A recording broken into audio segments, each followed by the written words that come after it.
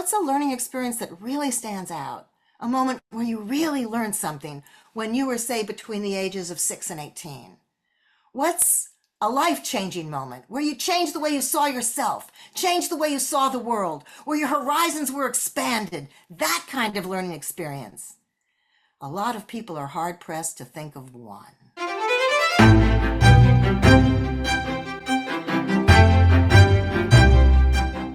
Hi, everyone. I'm Manisha, the founder of Modulo, and I am so thrilled to welcome today a guest named Laurie Block Spigel. This is a long overdue interview. Laurie is a virtual legend in the New York City homeschooling community, New York, the US, the world for that matter, and definitely has a presence in Australia and all over. Yes. And she is an author, a teacher, a homeschooling advocate with over 30 years of experience in homeschooling and alternative education. She's the author of Education Uncensored, a guide for the aspiring, the foolhardy, and the disillusioned. And most recently, she published Letting Them Lead, Adventures in Game-Based Self-Directed Learning, which chronicles her teaching experiences and has 75 hours of original curricula she's created for her students in her classroom. And I'm just so thrilled and I'm just so happy. I said it again. I'm so excited to dig in today about homeschooling and education and everything else, Laurie. So thank you so much for being here and your willingness to share your wisdom with our community. Oh, always my pleasure. Oh, fantastic. So I think, I mean, you have such a fascinating story, and I've heard bits and pieces before. So I would just love to hear, how you got started homeschooling. I know it wasn't something you expected to go into, and perhaps a little bit about your own homeschooling adventures and how you ended up becoming a homeschool teacher and developing this, actually, I didn't even mention, but this incredible directory of experiences in the New York area for homeschoolers as well. Um, well, it's been a lifelong journey with lots of twists and turns, which I think is the way life journeys happen. Mm. I don't think we can really plan everything out and expect it to turn out that way. I think we stumble over, maybe even stumble into our life purpose. At least that's what happened to me. So I have to say that when I was a girl, I swore I'd never become a teacher. And this is the Oh, first chapter in my new book. It's I swore I'd never teach. My that's something sister we and have in I common.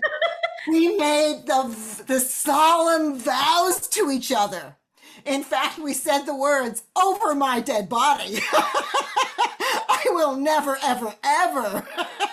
And this, of course, was because all we knew was school. All I knew was these overcrowded classrooms that bored me to tears. I see my K through 12 years as an utter waste. My schooling as an utter waste. Not those years, because I was always learning. I loved to learn. And I had a very fortunately enriched home life educationally. Both my parents were professors. They traveled a lot. Travel alone is enough to expand your horizons almost infinitely. So here I was growing up in a library with an amazing art collection. That's what my parents did. My dad was a professor of comparative literature. He spoke all these languages. He translated books, wrote books. My mother was a professor of education. She had me assist her from age 7 on. I was helping her create curriculum. I was going into her college classrooms. She had me, I'll never forget this. I must have been 8 or 9. She had me act out what my school teacher did as examples of what not to do. So I have to What say, a from a smart very mama. early age, I never assumed my teachers had it right. Right, In yeah. fact, I always assumed they didn't have it right. Mm. I knew what learning was, and it wasn't happening in school. And I knew what my mother was doing with her students, and she was making a dent in inner city education. She was bringing her student teachers into schools in Harlem, and she did something she named Project Muse, which I assisted her with. And this was teaching kids how to read through the arts, through primarily art and music. And I was at home, at that point, there was no Google. We had no computers back then, not in the homes anyway. And to write down song lyrics, I had to listen to the record over and over and over at a slow speed. And I wrote down song lyrics because she said, these kids are already singing the songs. Let's give them the lyrics. They'll be reading and they won't even realize they're reading. She had me make kits. She would say, you know how to make sock puppets? Put everything you need in an empty shoebox and write down step 1, step 2, step 3. And she had all these kits to make a doll, to make a kite. And she showed up with her army of student teachers and me to this public school classroom in Harlem. And the first day there, I watched kids who were older than me, they were 6th graders, unable to read Dr. Seuss, unable to read Red Fish, Blue Fish. And I devastated just by seeing it. I taught myself how to read at 3. I couldn't imagine being 10 or 12 and not knowing how to read. I could not imagine. And she would sit down a kid and she would say, everything that you need to make a kite is in this box. All you have to do are read the instructions. And after you make it, I'll take you across the street and we'll fly it. By the end of 1 year, these same kids who couldn't read or write had written, performed, directed, and produced their own musical production. Wow, she gave them the motivation and the reason to learn the skills. She was there for the whole thing, and she had recently come back from a trip to Africa, and she gave them her slide collection from all her photographs from Africa for the backdrops for their play. And I remember there was a really moving musical. There was a whole scene with a blind man, and the backdrop for that was a close-up of an elephant's eye that my mother had taken. So it was unforgettable. The whole thing was unforgettable. And I also remember at the end of that, the tears in her eyes when she realized that her time with these kids was over, that they were going back into the same really damaged system, terribly damaged system that produced these kids that couldn't read. Without her and her student teachers and her staff, she'd be working with a different grade the next year. So I had these experiences when I was a kid at the same time as I was determined to never, ever become a teacher. I didn't want to follow my parents' footsteps. As much as they were amazing teachers, I don't know how much I really liked them as people. And I got to see the inside of what it was like to work in a university setting, and I didn't think it was a happy place to be. So it just seemed kind of insidious in that environment, political and all of that, a lot of backstabbing.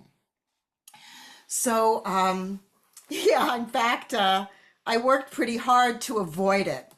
But sometimes your purpose comes to you, the calling happens to you, and there's nothing you can do about it. And I think I always was a teacher.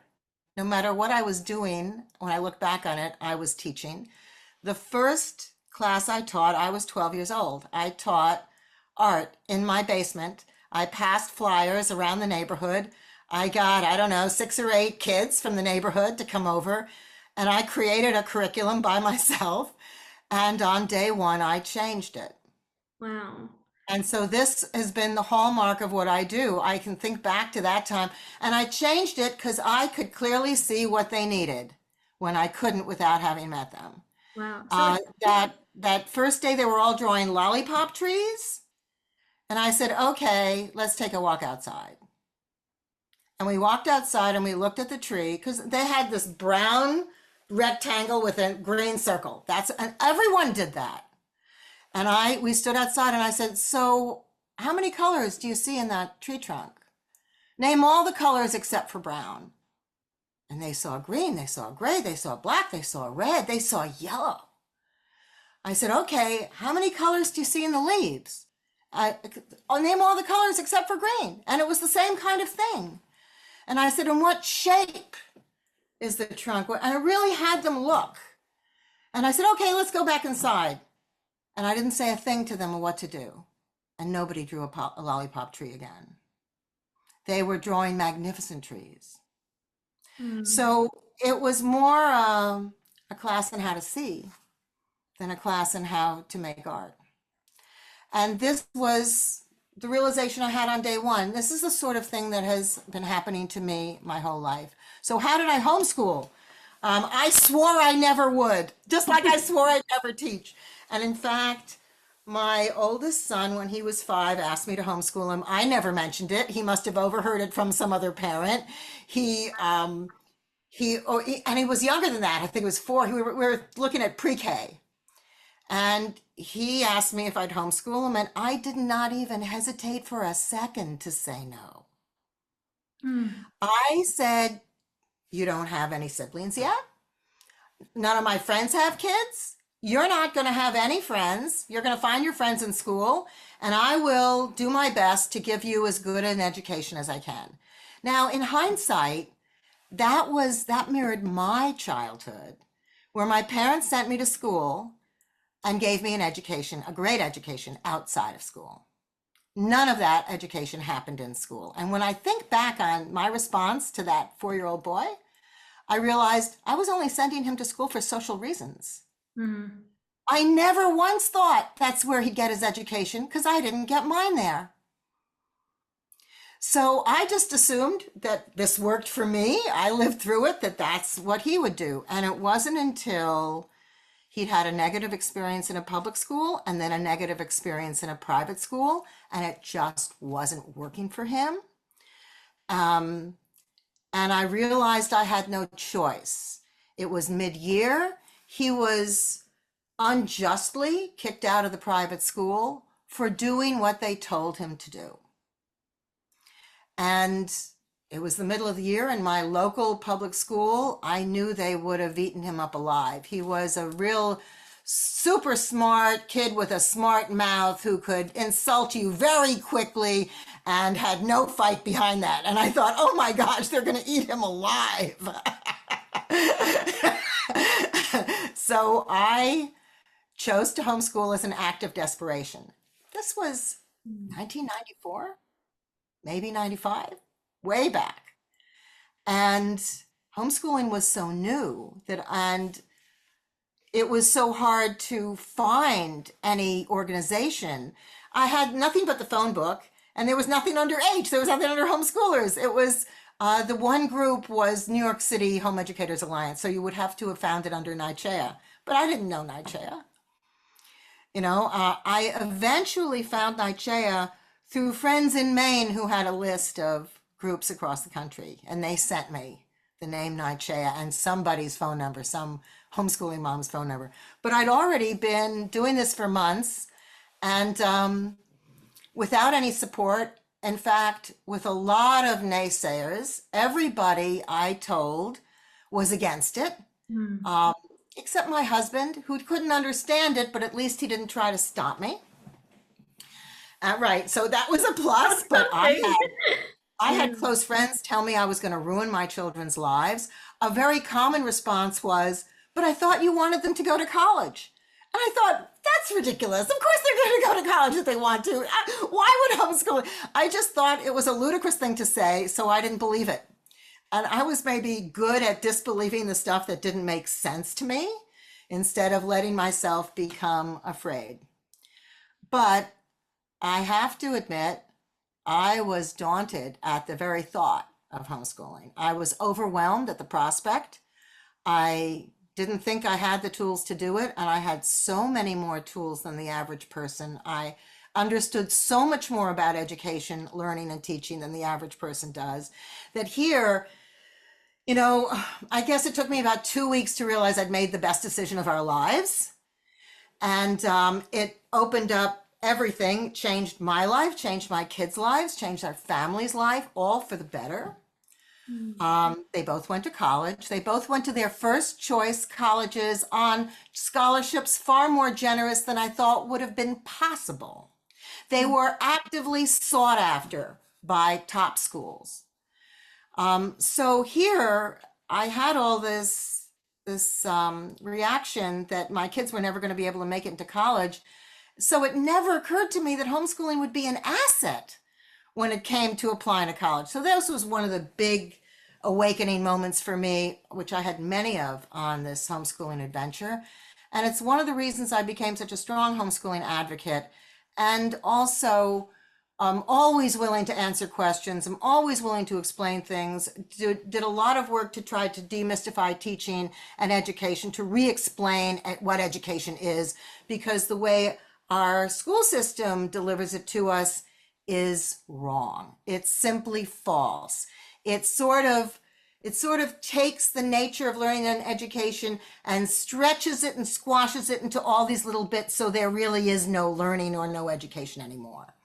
So if you are trying to copy that or do that, you're not gonna get what you want.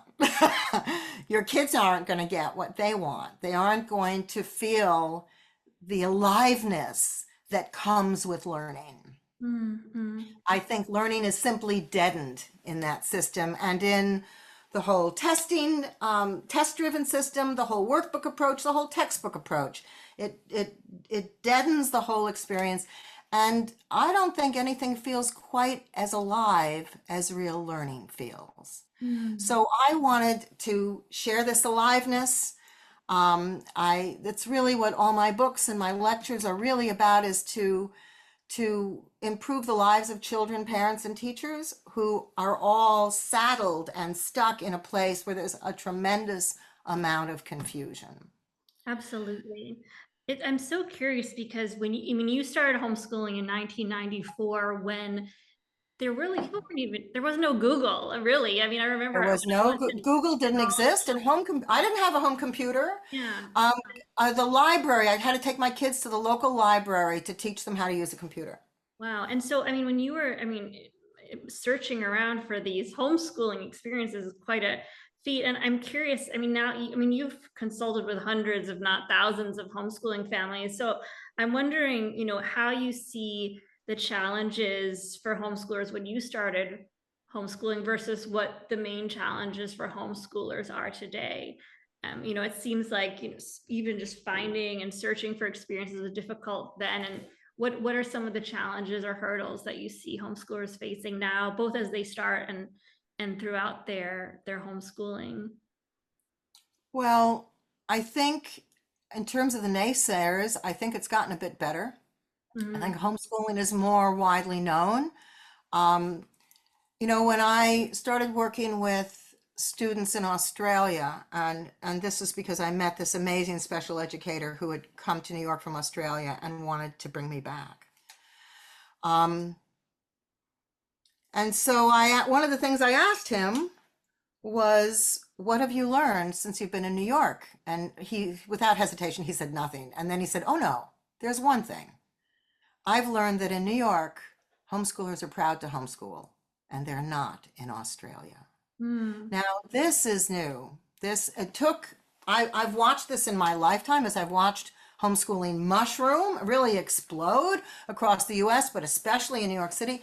To give you an example, when I first started, there was soccer once a week in Central Park, and that was it. Now, you know what's going on in New York City right now. I think within maybe 5 years, or certainly within 10, there was also soccer in Queens. There was basketball in Chinatown. There was archery in Queens. There was track. There was some swimming classes.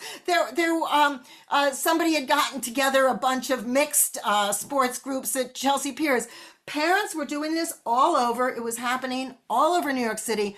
And when you think, well, maybe there were 10 times or more the number of sports offerings, that happened in every subject, in every area. It just exploded. You had all these groups. You had homeschool learning centers happening. We have different directions. We have Brooklyn Apple Academy. We have Cottonwood. None of this existed when I started. None of it. We had one group with one weekly event for the kids and one monthly event for the families, and that was it. Yeah, it's really So, kind of extraordinary. There's just been an explosion of resources to support homeschooling families. And I think that there's a lot more general consensus that it makes sense. Okay, if you're doing one-on-one mastery learning and tutoring, kids are going to learn at a much more accelerated rate. And now you have so many adaptive learning tools, also curriculum that people like you have written for homeschoolers.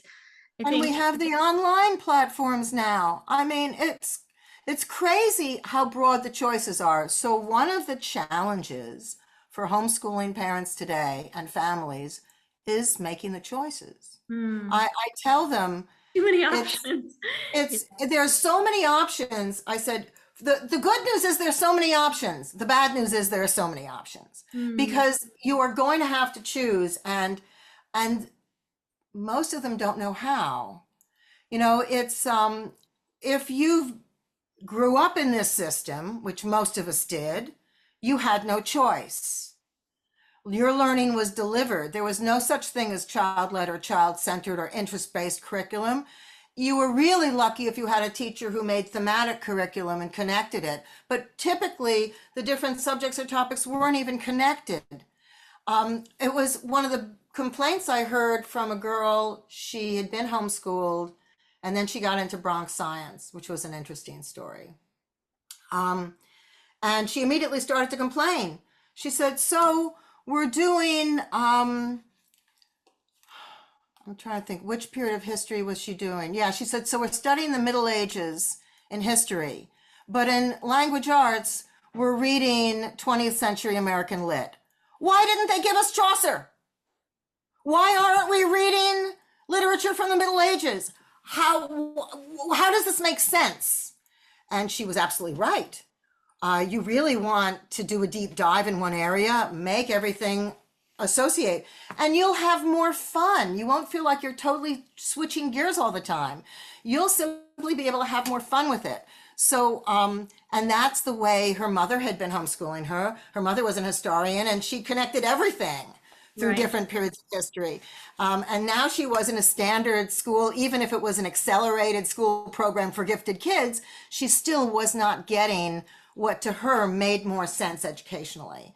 Absolutely. So I think for parents, it is stepping out of the way they've been trained to think, stepping out of the, so many concepts that I want to fight against. Grade level, falling behind, all of this nonsense. You know, if we really let kids learn to their capacity, K through 12, they'd probably include the first 4 years of college. And by the time they were finished with, certainly at a community college level, they would get that much further. I think the average schools, public schools in Europe are about 2 years ahead of us because they're all graduating with calculus. So we are, if you look at the ratings around the world, we are not high up on the educational ladder. And the system just seems to get worse because for so many reasons, too many reasons, but maybe the biggest reason is that testing is controlling it. Everything's coming, it's a test driven system. It's not even a teacher driven system. I'm advocating for a student driven system where the student lets us know what they need, what they want, what will help them thrive, and we do that. And this makes most people think, well, you can do that on a one-on-one, but I do that in classes and in groups, and it is not hard.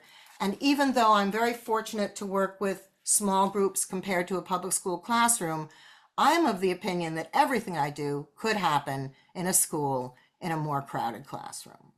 Yeah, I mean, it seems that what you're alluding to, both in how you were talking about not wanting to be a teacher and then becoming a different kind of teacher, and in moving towards a student-centered approach and parents' expectations, is kind of a change of perspective in how most people view learning and education and what learning and education actually is. Could you help articulate your point of view on that? I recently saw a post in a Facebook group where a woman's kid was being evaluated, and she listed all these things she'd been doing with the kid. The kid had just read a whole book out loud to her. The kid had done this experiment. The kid was learning how to ride horses. But all she thought she had to show this evaluator was 2 workbook pages, because that was a sum total of workbook pages he'd done. The learning is not in the workbook pages. The learning is not in the test. The learning, in fact, cannot be evaluated by a test score. In fact, tests were created as diagnostic tools, not as assessment or evaluation tools. They can only tell us what the kid doesn't know, which might be how to take the test. It can't tell you what the kid knows. In 5 minutes of talking to a kid, will have a better understanding of what that kid knows, what that kid has been learning, and what that kid wants to learn, than if I had a whole stack of test scores, which really won't tell me anything. So one of the things I would ask parents is to think back on their own educational experiences, say pre-K through college, and to recognize, to recall the really outstanding school experiences, or rather learning experiences that they had. Let's say we're doing it K through 12. What's a learning experience that really stands out? A moment where you really learned something when you were, say, between the ages of 6 and 18. What's a life-changing moment where you changed the way you saw yourself, changed the way you saw the world, where your horizons were expanded? That kind of learning experience. A lot of people are hard-pressed to think of one. Mm-hmm. Right? For many of them, it didn't happen till after grade 12. If it did happen, I'll bet you it didn't happen in classroom, and I'll bet you it didn't come from a textbook. So just trying to first recognize what was a great learning experience for us, and then think, well, can we give that kind of experience to our kids? That was sort of where I started from. For me, school K through 12 is one long blur of boredom, and I'm hard pressed to remember a moment that I thought was a learning moment that happened in school. So I wanted my students to remember, and I wanted my kids to remember these learning experiences. So I started by using all 5 senses. I thought, if we can make this multi-sensory experiences, they're going to be more memorable. If it's not just reading from a book, but we are moving, we are touching, we're smelling, we're tasting, we're thinking about these things. And then if we can also make connections, and then we can personalize it so we can relate to it, now we've got something.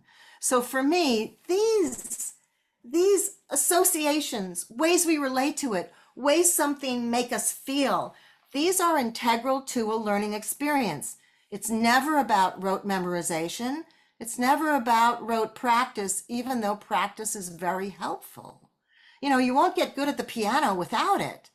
But if you really want to get good at the piano, start loving how the notes sound.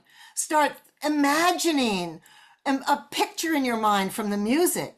Develop a relationship with the music and the piano. Start making up your own songs. You'll get to a place where music feels alive for you instead of a task to be done. Instead of a forced assignment, and I'm forced to practice the scale and I hate it every time I practice it.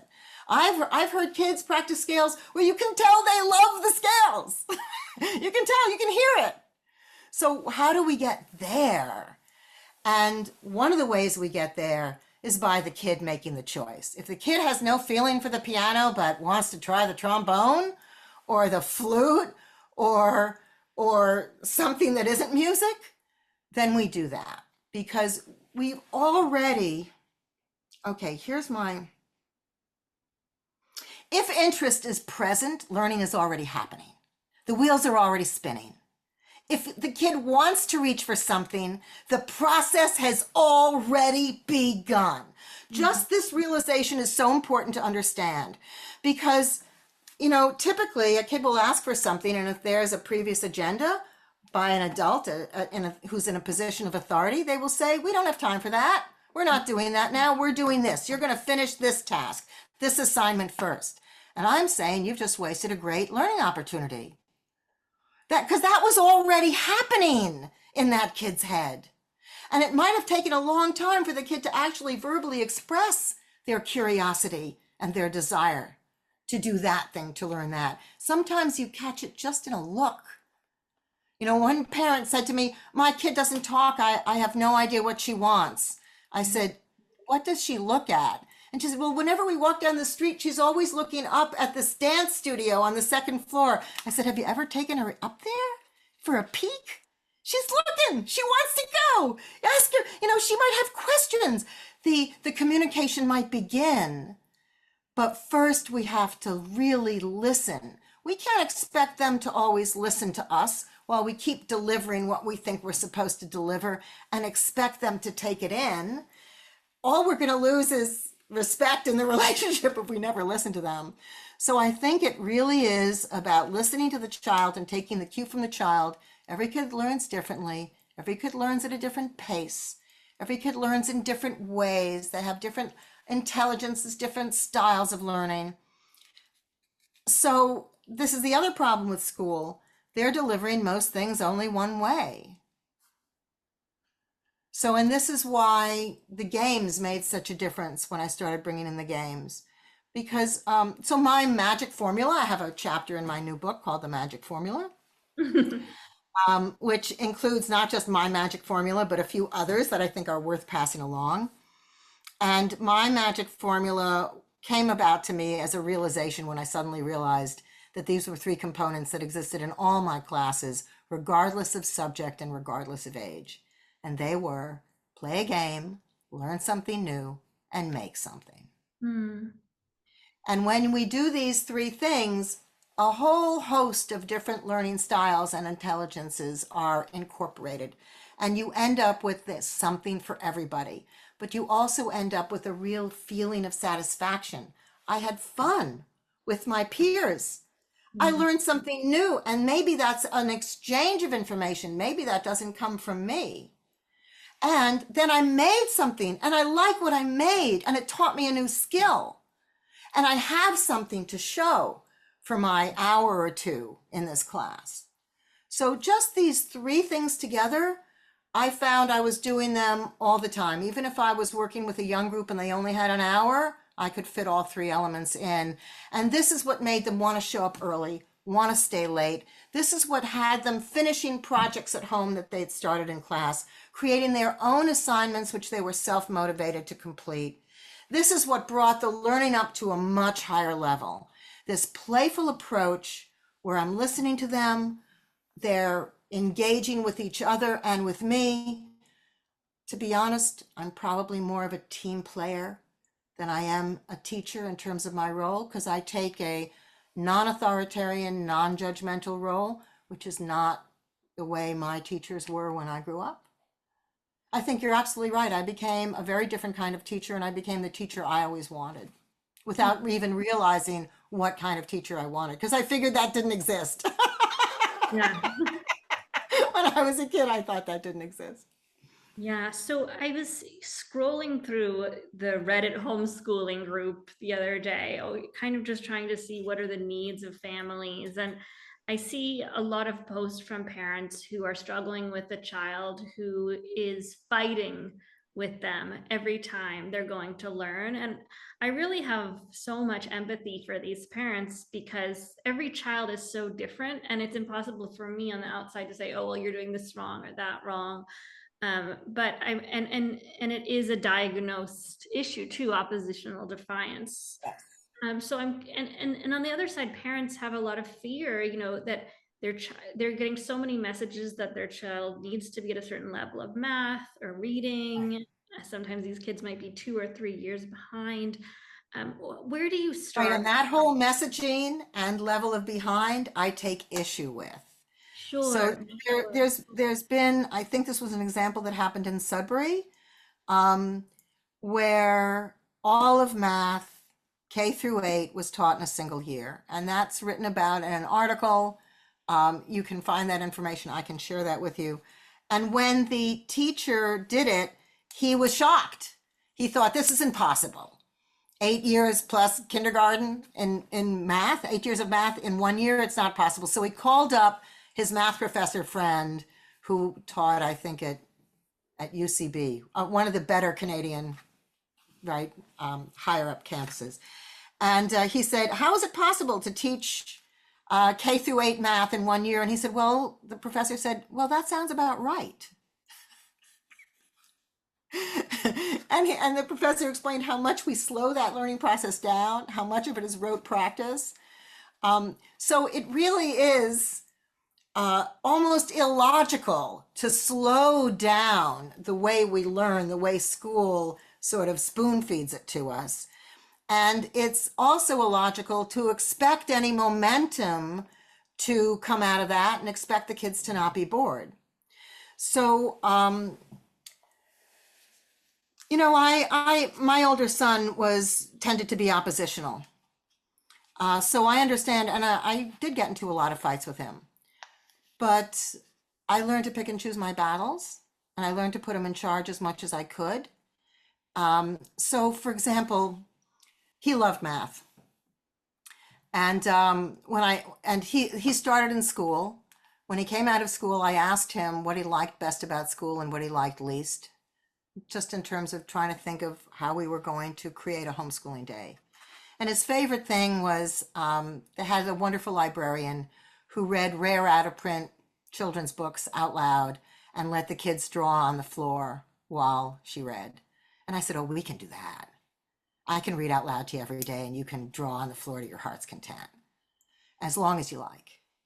And he said, oh, good. And I said, and what did you like least? And he said, what I liked least is the 45 minutes that every subject had. Either 15 minutes into it, you knew you'd covered it all and you were going to be bored for the whole rest of the time. Or at the end of the 45 minutes, it was just starting to get interesting and the bell would ring and you'd have to stop and they'd say you'd get back to it, but you know that you'd never get back to it. So I promised him he could set the pace and he could set the time. And so sometimes math was 15 minutes and he was done. And sometimes math was 2 hours and I was so relieved when he was done.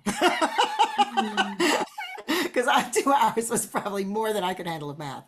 Sure. But at the end, I always said to him, you know, in a typical math lesson, at the end, you do a page of practice. And I knew my kid was going to start climbing the walls after doing 20 or 30 problems of practice. So I might pick one in the beginning, one in the middle, and one at the end. And I'd say, do 3. And then he'd finish the 3 and I'd say, okay, now you have to make one up for mom. Now we play Stump Mom.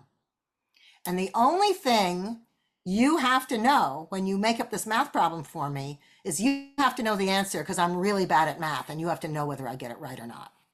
And then, so the very first time he's laughing to himself and he's going, you know, 1 0 0 0 0 0 minus 9 9 9 9.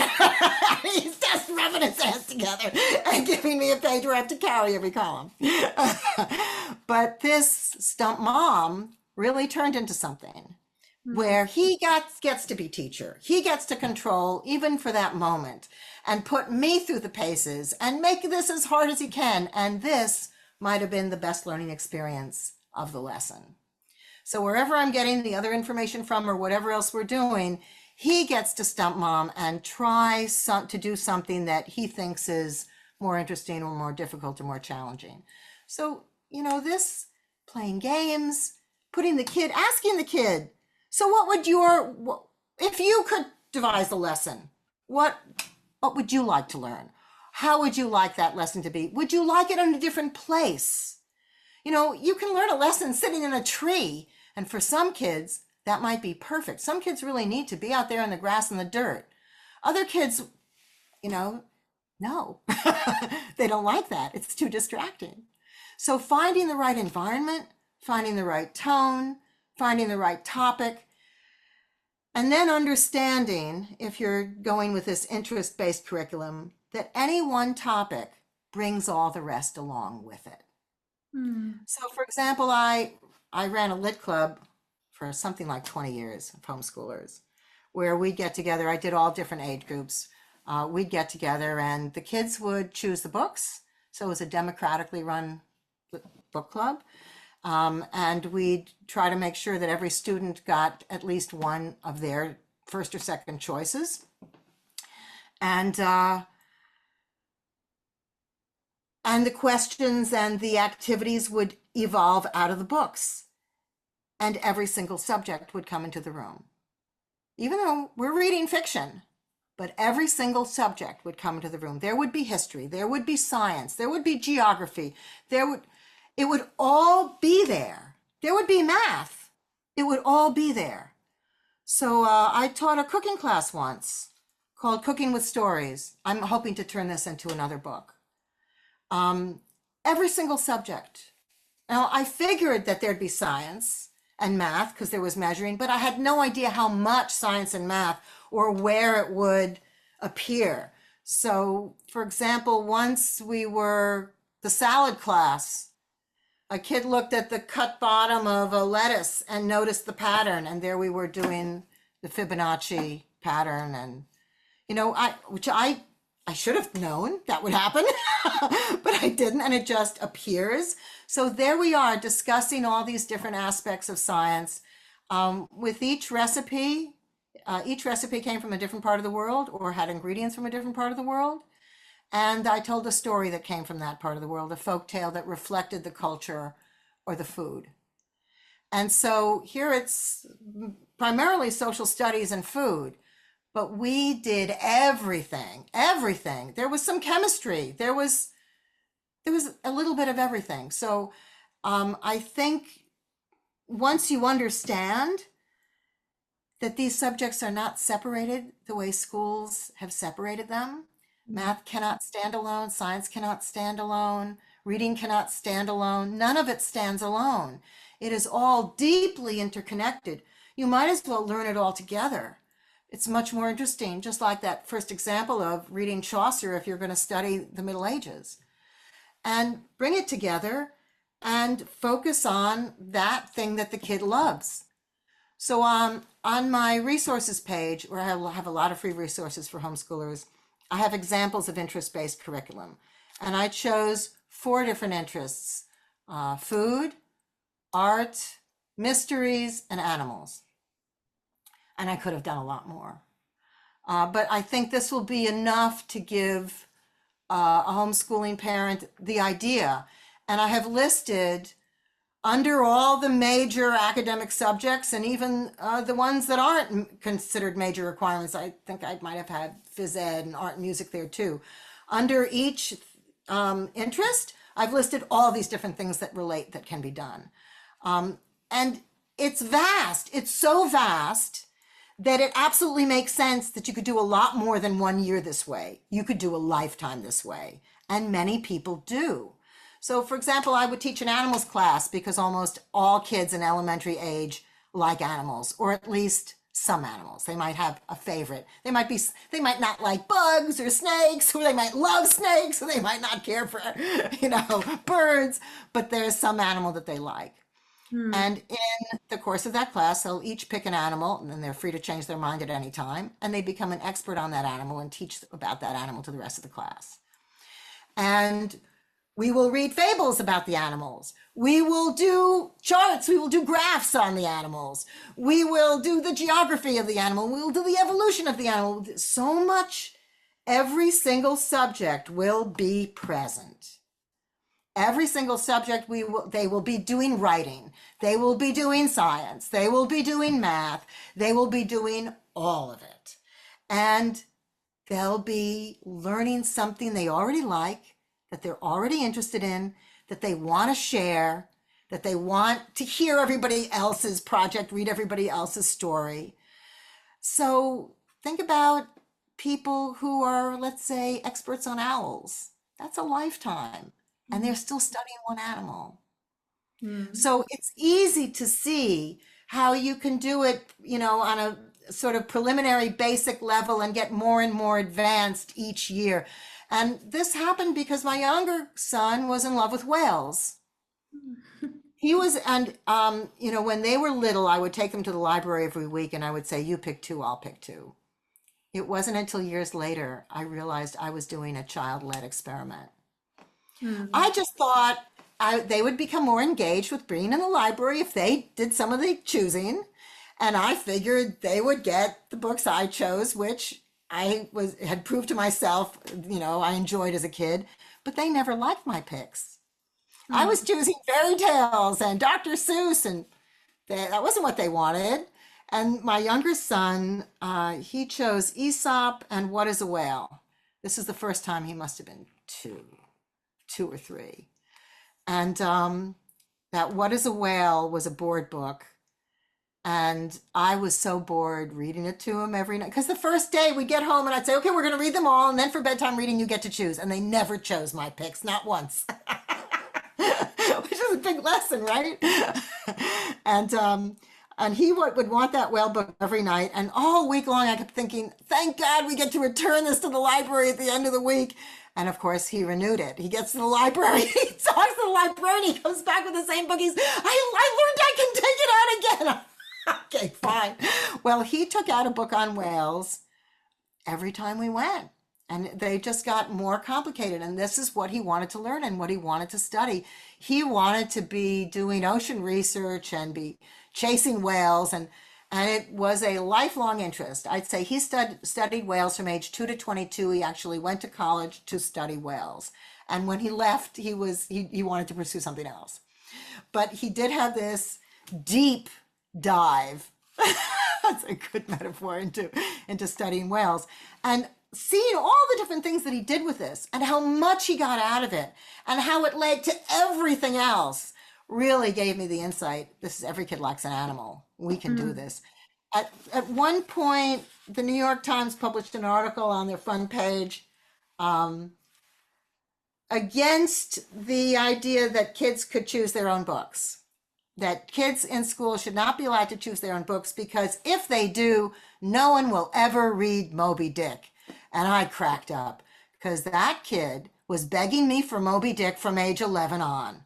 And I kept putting him off. And finally, when he was 15 or 16, we took 2 copies out of the library and sat across the table from each other and read it, took turns and read out loud the whole thing together. I had read it when I was a girl because I read everything when I was a girl.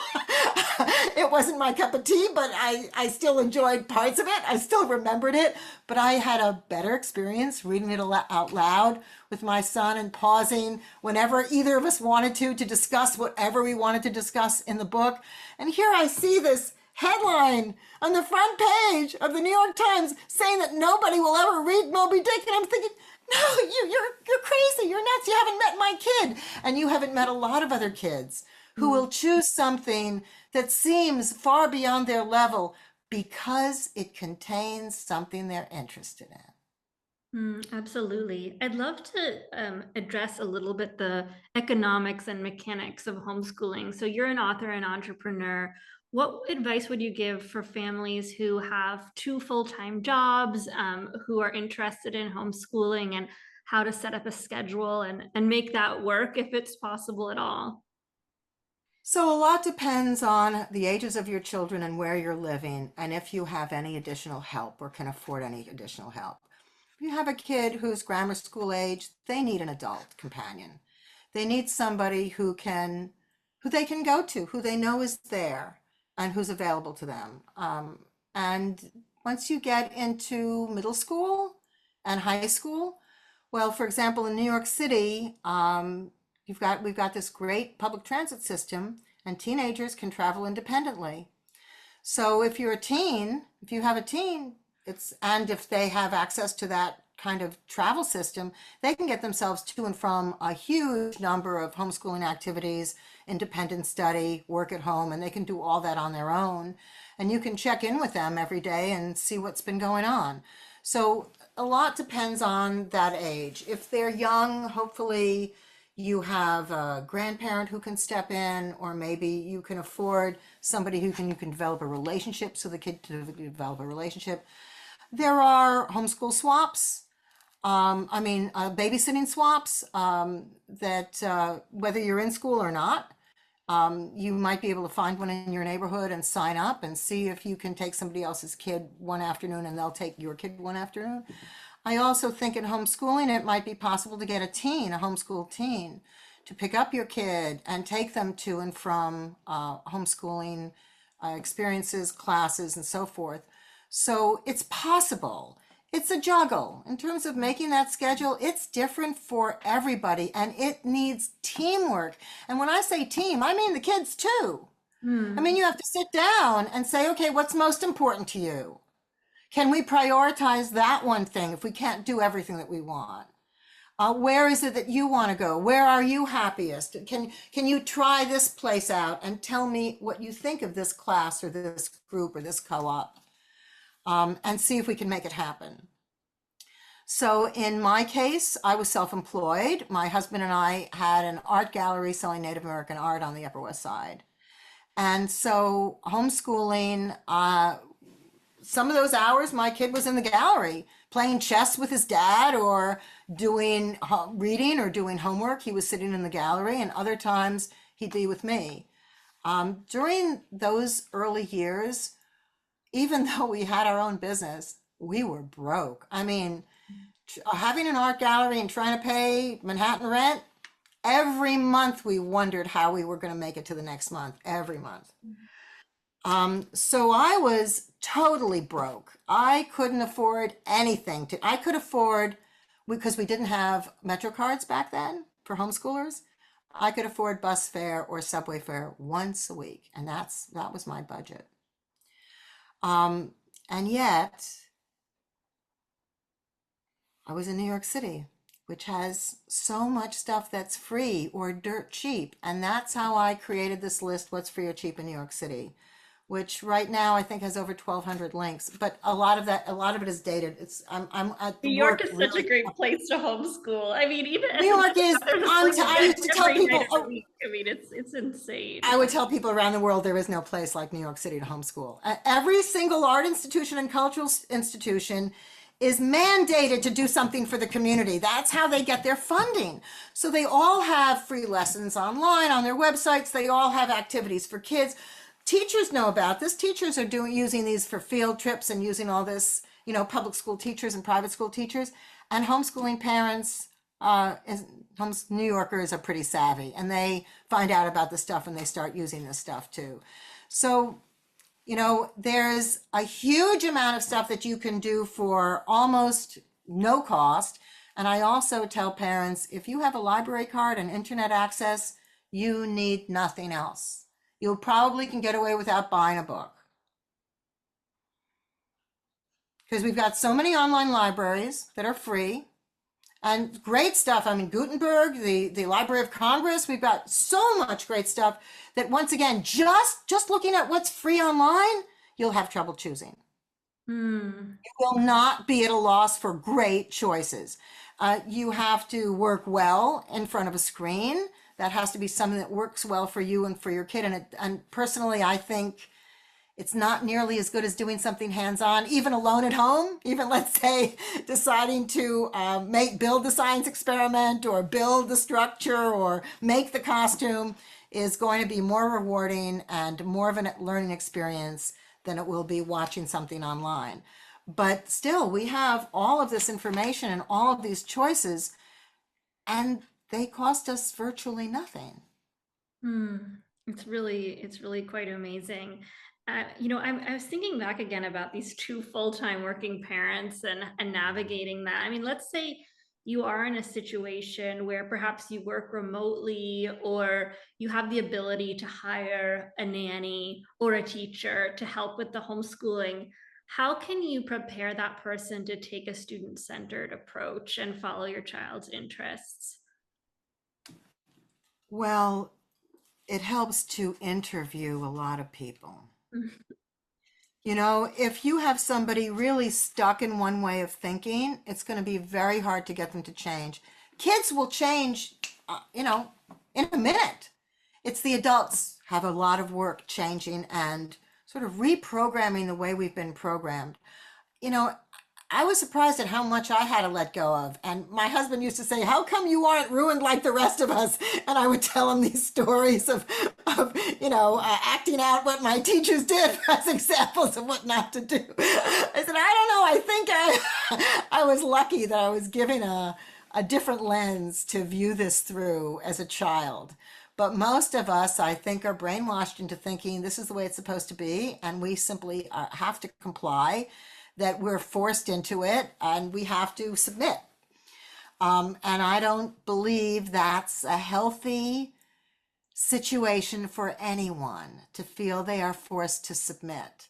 So, I would get questions from parents, school isn't working, but do I dare take my kid out from school because then they'll feel like they failed and they didn't finish it? And I would go, no, this is the lesson in true empowerment. Think if you were in a workplace and you were bored out of your mind and everybody at the workplace was mistreating you or misunderstanding you, wouldn't you be thinking of where else to send your resume? Wouldn't you be thinking about getting a new job and changing your life? Or if you had a close friend in that situation, wouldn't you be encouraging that person to do just that? And so this disempowerment that children have in school is not a healthy thing.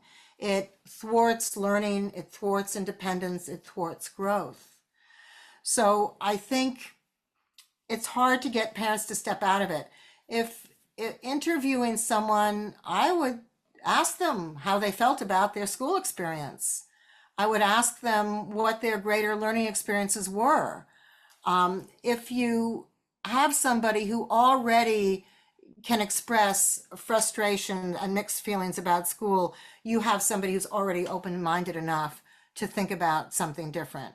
And doing explaining a certain child-led approaches can help. So for example, I called in a math tutor for my kids because they were both gifted at math and it was not my strong suit. And when my oldest one asked me a calculus question when he was in 5th grade, I knew I needed help. So, but every time I got a math tutor, all they were trained for was test prep or remediation, and I wasn't interested in either of those things. So I actually made a flyer that put on it every math joke I could think of. It was very cartoonish and kind of ludicrous, but I thought if somebody looks at this and laughs, I've got a chance. I love right? That's If somebody has a sense of humor about math and a different way of looking at it, I have a chance that maybe they'll work. And I probably had to go through about 10 tutors to find our dream math tutor, who was a little out of the box to begin with. She was all about all the different ways you can arrive at the solution and all the thinking processes that you go through. She was not about the right answer. She was about how you got there. And I like that a lot. And she'd been raised by a physics professor. So she was kind of homeschooled in math and science, the way my kids probably got language arts and art from me, where it was always present. I was always joking about it or using it. She said, we'd be on a car trip with the family and we'd go through a toll. And my dad would say, so how much do you think they take in an hour? And I thought, oh my gosh, and you're thinking about how to figure that out. It's not about knowing. It's about how would you try to figure that out? That's the interesting part. Yeah. So when she came on board, I would say, look, this is what they're interested in. The older kid's doing theater, the younger kid is doing Wales. Incorporate that as much as you can. So she had all these different resources. She was using regular school textbooks. She was using some advanced stuff. She was using some stuff she'd gotten from private schools. And she was also using the migration paths of Wales, their speed, their distance. She was using all that. She was the theater loving kid, my older one. He announced that I think he announced in like 11th grade that he was done. He was done with high school. He was done with history. He was done. He said, last year I did comprehensive world history. I've done like US history every year. He said, I'm done. I've done. And I said, so, it's one thing to let go of math and science if you're going to go out for drama or film in college. They might not require the extra 2 years of math and science, which New York State does not require of homeschoolers. You can just do 2 years in high school. I said, but they will require humanities. They will want to see history and language arts for every year. So what do I put in your reports? What do I put in your transcript? And he goes, I don't know. And he said, all I want to do is theater. I said, so how about the history of theater? And he went, okay. And we did the history of plays. He read nothing but plays all year. He started with the ancient Greeks. He read no theater, the Japanese no theater plays. He went all through history from ancient Greece. He did anti-apartheid plays from South Africa, right up to contemporary plays from London and New York. He did the history of the stage, of the theater itself, of the director. He studied all of this. He was fascinated. He couldn't stop. He became an expert in what he wanted to do. Then he started the history of film. For math, he suddenly came to me and he said, so I want to design a set and it has to be done. He said he was going to design it. It was going to be needed to be done in metric measurements, but he was also going to need to know how to solder because he needed to be able to read electronic blueprints if he was ever going to do set design. I've never heard of electronic blueprints before. I don't even know what he's talking about. So I called up the math tutor. And she said, oh, we can do this. Radio Shack was still around. She went over there. She got a little kit, soldering kit. She took him through the paces. I think in 4 months, he was able to read electronic blueprints and able to solder anything. So he even did math and science through grade 12 because it related to theater. Amazing. So if somebody is, I guess, already coming from a spirit of curiosity and awareness that they have been conned by the school system, are there any books or other resources you might recommend in terms of someone who's really eager to change the way that they think about education and learning, but might need a little support? There's a lot out there, but I can tell you one of the things that really inspired me, and these were books that I read in my childhood, was Sylvia Ashton Warner. She wrote Teacher. So are you familiar with Sylvia Ashton Warner? She's a pioneer in child-led learning. So she was from Canada. She was a landed immigrant in New Zealand who was a teacher, and she was tasked with the job of teaching Maori children who she got at age 6 using a standardized British curriculum. And all the children failed miserably. So she got this idea, well, what if instead of the standard British texts, I use their words and their stories? And she created their own reading primers for them. She asked them what words they wanted, and she gave them those words. She had this whole process that she did this by. And at the end of a year, they had radically surpassed their British peers. So reading about her, she was also a concert level pianist, and she believed that the arts was the answer to violence. And I agree with that too. I've seen when personal expression and creative expression happen in a classroom, how everything changes. And kids start wanting to listen to each other and wanting to respect each other's ideas instead of feeling competition. I don't believe in competition. I don't believe in grading or in ranking. I think that kills creativity and personal expression. I believe in, I don't even like the phrase the pursuit of excellence. I think it's harmful, even though my students, they do excellent work. They achieve excellence. But I think if that's what we think we're supposed to do and what we have to aim at ourselves at, I think we lose the fun, we lose the playfulness, we lose all of the peripheral, which is where excellence happens. For sure. And I think there's another way to reframe excellence, which is what is the kind of contribution that you want to make, which can still be very motivational. But that's also personalizing it. That's really saying, what is something that you'd like to do that you would be proud of instead of what your parent or your teacher would reward? That is really what it's all about. And how you figure that out, the real learning path that we're all on is that path of self-realization, figuring out who we are and what our purpose is. And if all we're ever doing is obeying another voice we'll never figure that out. That is the big learning curve. And this is why personalization is so important. But if you bring this in, which your comments did, then it becomes present and they start thinking, oh, what do I care about? What do I want to do? What matters to me? Because the same thing doesn't necessarily matter to everybody. Mm.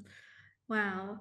Okay, so we haven't touched on socialization yet. I don't really like that word, but it is the framework that a lot of people think about children making friends, parents making friends. And at the beginning of this conversation, you said that before you started homeschooling, you thought that school was the place you send kids to school to be social. And so I'm curious, first of all, what I mean, New York is such a vibrant social homeschooling community. What It what is. what were some of the social experiences that were most meaningful both to you and to your children? And I'd love to hear any specific examples of meetups or groups or classes you were a part of that I really. want to tell you one story because I think it's a myth that a room full of people who are your age are going to supply you with your friends. Right. I mean, if somebody said to me, right And down the work for hall, me. I've got everybody's your age in that room. Don't you want to go there? And I'm going, I don't think so. No, I don't want to meet everybody who's as old as I am, and I don't think we'll have anything in common. If instead somebody said, there's a whole bunch of people in a room down the hall, and they're all interested in alternative education, I'll be out of my seat. I'll be halfway down the hall. So it's like, I think common interests are a much better way to create a social connection, regardless of their ages, than finding people who share the same age and maybe live in the same city and have maybe nothing else in common. So, yes, I thought that my kids would have social opportunities, but I didn't necessarily think that they'd build friendships. I didn't have many friends in school. My kids both started out in school. They didn't have friends in school either. It's really hard. So you're in an overcrowded room where nobody's really allowed to get out of their seat. Nobody's really allowed to play or honestly communicate with each other.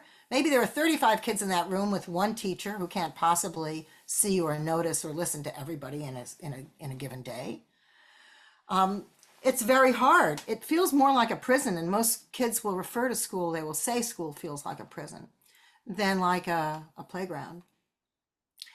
So, so in terms of interest-based situations, my older son, because homeschooling was so new, never really had that choice of homeschool gatherings that my younger son had. It was only 5 years younger, 5.5 years younger. And by the time he came along, it was everywhere. He started homeschooling about the same age his older brother did because I gave him the choice, even though I wanted homeschooling. He said to me, isn't school a building where everybody goes just to learn? And I said, well, that's the general idea. Because I didn't want to put my opinions on him. I wanted them to make up their own minds about as much as they could. So we said, then why isn't everybody there all the time? I said, if that's how you feel about it, go try it out. And there were some years he was crying himself to sleep. And I really wanted him out of there, but I let him have his choice. And it wasn't until third grade he said to me, the teachers are a problem and the kids are starting to get not nice. I think I want to try homeschooling. So here they both had the social opportunities of school, and neither of them came away with friendships. At least when the younger one had no friendships, the older one had one or two friendships that lasted for a few years that he kept from school. I've known lots of kids who keep their school friends and develop homeschool friends as well. So the story I want to tell you about is the Nichea Chess Club, which existed only briefly, maybe 2 or 3 years. I'm sure someone's going to start another chess club soon. And we met at the Hungarian pastry shop. This is such a New Oh, I York love story. that place. Directly across the street from, is it the Cathedral of St. John the Divine that has the Carnival of Animals outside and the Poets Corner? And I mean, it's a really special block. Unlimited coffee. That's right. And the parents loved meeting at the Hungarian pastry shop. We could have coffee or tea and pastry, and the kids are flitting from table to table to table.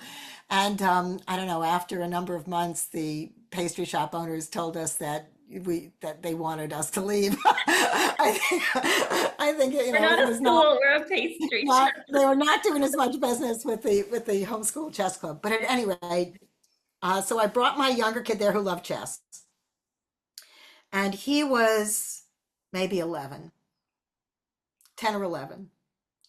And he's running around, and I'm talking to the moms, and this was really great. I wish that had lasted forever.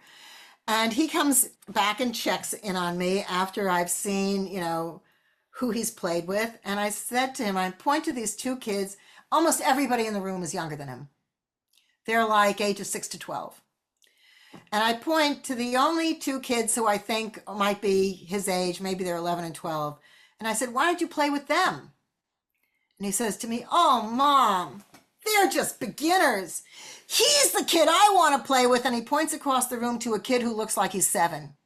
And he drops what he's doing. He says, the chair's open. And he makes a beeline for that table. And he sits at that table and he stays with this kid. He said, he's the best player here, he said to me before he leaves. He's the best player in the room. I had this light bulb moment because I was just confronted with my own age prejudice. My own prejudice that I developed growing up thinking, no, you're supposed to be with your own age. That's who you'll have the better time with. That's who you might click with. But no, he wanted to be with a kid noticeably younger than him, and that's who he had the best time with. So what level you're at, how ready you are to communicate, it isn't about age. It was about playing chess. For him then, it was about finding a worthy opponent who he thought was at his level. And he found it in a kid several years younger and not in a kid his own age, right? I also get parents worried that their kids don't have enough social interaction.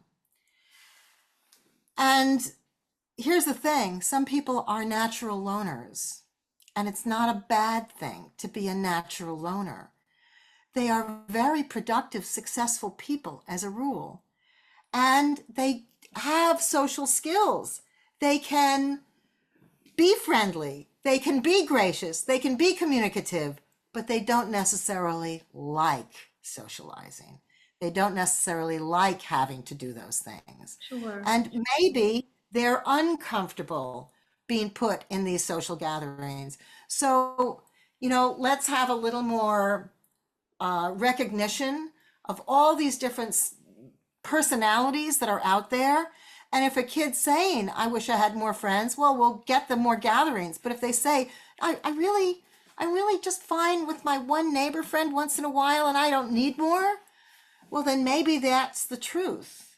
Absolutely. And maybe that's where they need to be. So, and we can't assume that what we needed, our kids needed, just like the books that I loved turned out not to be the books that they loved. The thing that really helped me with learning style was I did a self-test for me and with my kids, and we all had 3 different dominant styles. And mine was visual. Interesting. What is this test called? It's out of a book. I'll have to send you the book. I have it on my website, but I think it's called Discover Your Child's Learning Style. But I'll send you the learning style. You did it, and they did it. I did it, and they each did it. And here, I think standardized school is developed for the visual learner, and I am the visual learner. I never had to study. I aced all my spelling tests. Spelling is remembering what the word looks like, because every spelling word is broken at least half the time. So here, that's proof of what a visual learner. In fact, I was such a visual learner, I had a near photographic memory as a girl. I could actually remember the book and draw up the page. So I was acing all my tests. I could do all that. I wasn't getting the real learning that I needed because I wasn't getting physicalized learning. I wasn't getting hands-on learning. I wasn't getting a balance of it, but I was the kid who does well in school. So I'm telling my kids to do what worked for me. I'm telling them, turn off the radio, get quiet, focus, have the book in front of you. That works great for me. I love quiet. I love doing it visually. But my older son, it turned out he was an audio learner. He needed the music on. Here I'm telling him to turn it off. He can't work without the music. He became a writer, and he develops a playlist for every setting and every character. And that's how he gets there. He cannot do it in quiet. He can't. I can't do it with the noise on. Yeah, yeah. So Absolutely. then with my younger son, I'm thinking neither of these things are working with him. He turned out to be a kinesthetic learner. So just when he was, I'd say, kindergarten, first grade age, and I was trying to teach him how to tell time, and he wasn't getting it. And finally, I had this inspiration, and I wrote on scraps of paper the numbers 1 through 12 and put them in a giant circle on the living room floor. And I said, "You're the hands of the clock, get in the middle. And with your arms and legs, show me 10 minutes to 2. And he'd go like this. I'd say, "Okay, show me a quarter past 3." And he got it because he was acting it out. And this was true for him his whole life. When he went to college, if the coursework was all based on a paper that was the final grade, he could struggle and to get a C. But if it was a live presentation with the same material, he'd ace it. Amazing. And I knew he was going to end up in a lifestyle where he was on his feet all the time. And that was true. He's had a string of jobs. He's always been very physical, always on his feet. And I knew his older brother would be the opposite. So when you can see different learning styles, different lifestyles, different energies, you know they're going to be aimed at something different. They shouldn't be in the same environment. They shouldn't have the same curriculum. They shouldn't be on the same path when it's so clear how different their paths are going to be later on. And the thing is that I think every parent and every teacher knows this, knows that no kids, two kids in the room are the same, knows that they're all learning at different paces and in different ways, knows that they're going to have a different outcome, a different profession. They're not all going to be nurses or teachers or, right? They're all going to be something different. Sure, sure. So why not approach them like that from the outset? Absolutely. So to take it back to the chess club, I'm thinking of a specific example of a family where the parents are a bit more introverted and the child is more of a social butterfly, and they live in a rural area, and they tried to set up a chess club, and one or two kids came and then they didn't show up and that kind of fell apart. Could you offer some practical tips maybe for a family who's living in a less urban area and how they could successfully get a small group going in their community if their children, if they want to connect with other So homeschoolers? one way would be to poll the community and offer them choices. Mm-hmm. Would your kid be interested in chess, band, theater, a choir? Come up with a list of activities that maybe your kid would be interested in and see if you can get a larger number to sort of vote on one. Another way of doing it is to pair it with a family activity. So, so once a month, we're having a big potluck dinner, and in one corner of the room, there's going to be chess. Yeah. Yeah. Right? So I remember when I was living in the Bronx, and I found through word of mouth a Bronx homeschoolers group, which no longer exists. And I went over there with my kids. And afterwards, I asked my younger son, "So how did you like that?" And he said, "I'm not interested. I don't like any of the kids. None of them play chess."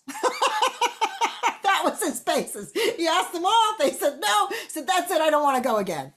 And I said, he was, I think, a bit of a loner himself. And I said, "Well, I need the group. I need to be with the other moms. And I do a lot for you, so you're going to do this one thing for me. You're going to come just for me so that I get to be with the moms." Yeah. The third time he went, he taught them all how to play gin rummy. And on the way home that day, suddenly he said he liked all the kids. So that was just a really good example of how socialization takes time. Sure.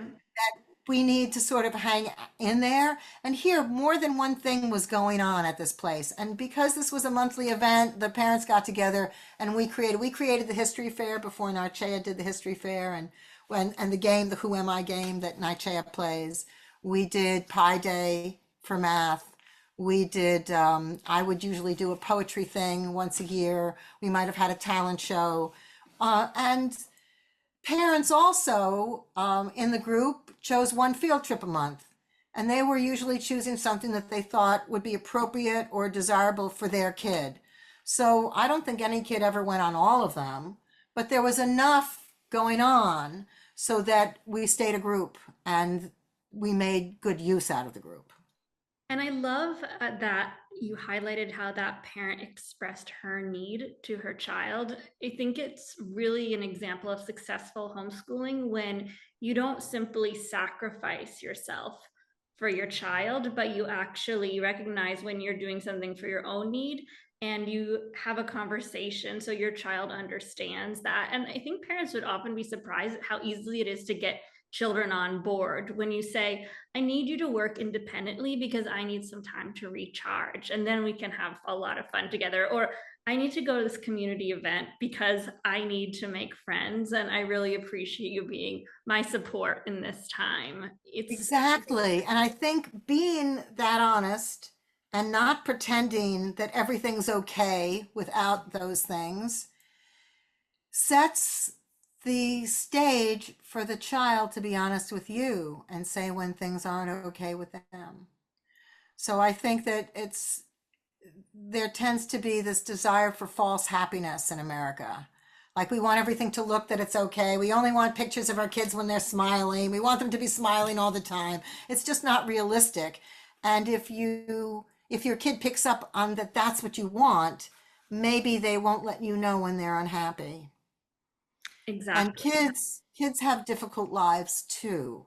With all that we do for them, they still go through fear and trauma and worry and distrust and all of the emotions and things that adults go through. So we want an open dialogue where it's a safe place for all of that to be shared. So Hmm. thank you for that comment. Absolutely. I mean, well, the time has flown by, and you are such a treasure Believe it. trove of information. I feel like we just, opened the lid on this treasure chest and just looked at a few of the coins on top. But I would love just as we wrap up, if you could share with families some of the services that you offer to support them with their homeschooling. So on my website, laurieblockspigel.com, I have a resources page where I put resources for child-led learning, for creative learning, for play-based learning. I have resources for games. I have resources for bookmaking, hands-on bookmaking. That's one of the things that we might make at the end of a short class. Very easy, simple bookmaking. I do a lot of that. So I try to share as much of that as I can for free. And I also have New York City specific information at Homeschool NYC, which is going through hopefully a growth phase, a regrowth phase. I offer classes via Zoom. I offer via Zoom and in person, if I can travel, workshops, talks. I will talk about my book. I'll talk about child-led learning.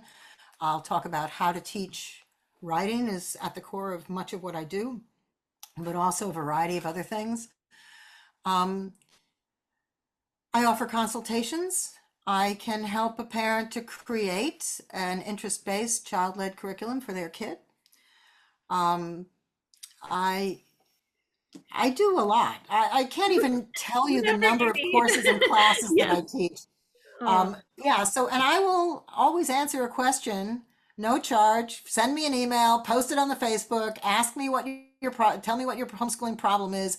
I will send you a referral. I will refer you to teachers or tutors for no fee. I will give you as much as I can. I will point you in the direction that you seem to want to go in. And yeah, I think, oh my gosh, there's so much more I could say. There's a lot of references that I try to put on my website, and I put a lot of articles on for homeschooling help, for making learning fun, for things like this. yes. And I mean, Yeah, and I'll speak at a library, I'll speak at a homeschooling group, I'll do a Q&A, anything to help encourage people to take this what often feels like a big scary step, always feels daunting at first, I think. Take this leap into homeschooling and into hopefully a teamwork where you can work side by side with your kid, where you can team up to make the best educational experience for your kid. And it's a great relief to not always have to be in that authoritarian position, to not end up always fighting with your kid or always trying to make them do something. I will say nothing can happen by force. Learning certainly cannot happen by force. We can't make someone else learn. We can't learn for someone else. It's a personal, private, internal thing that happens. And so if we see it happening, if we see the curiosity, we want to run with that. It's already happening. We want to go with that. Something special and magic is happening inside that kid. I would love to, I would love just to talk with you another time, Manisha, and talk more about games, the different, because a lot of people think I'm using Jeopardy and bingo or board games and card games. It's not the case. I'm using games that access intuition and imagination and bring your sense of self out. So this is really, for me, the secret key that I discovered that changed everything that I do in my work is the application of these theater games. And also, I think taking an improvisational approach to teaching and learning, where if a kid is curious or something else happens, we're willing to let go of our agenda and our plan and do the other thing. I tell people it's like taking a vacation. You do the research, you make an itinerary. You don't want to miss the good stuff when you're in this amazing new place you've never been. But if it's bad weather on the day you were planning to go to the park, or if on your way to the museum you go through a street fair, you want to be able to change your mind. You want to be able to do what feels right in the moment. So I think plans are necessary. Curriculum is just a plan. Plans are necessary. They are only a problem when we're forced to stick to them, especially if they're not working well. Mm-hmm. So well put. Well, thank you so much again, Laurie. It's been such a treat, and I can't wait to continue having the conversation with you in all the forums that we run into each other, conferences, Yes. online, Yes. I look forward to that interviews. too, Manisha. And it's just, I feel so grateful to know you and for all your generosity, kindness, and good listening now Oh, and over the years. It really, your generosity is just abundant and infinite, and you're really a light in the community. So thank you so much. oh, you're so kind. Thank you.